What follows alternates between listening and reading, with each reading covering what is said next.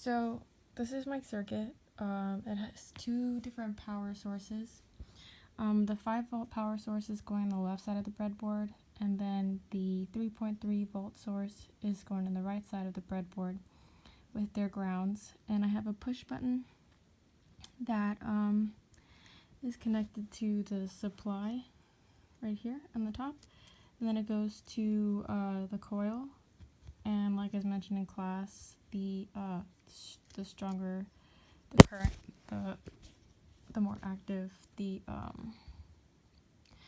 electromagnet inside the relay will react. And so I have it grounded to the same grounding rail for this voltage or power supply.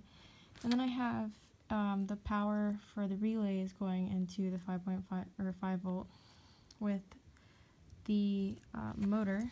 It's right here.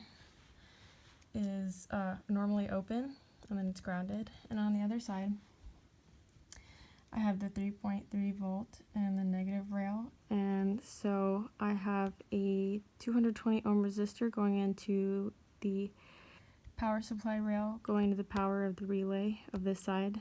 And then my normally open green is attached to my green LED, which is then connected to the ground rail with a 220 ohm resistor. And then my red LED is connected to the normally closed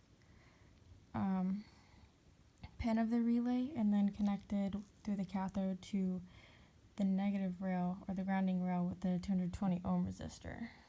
And so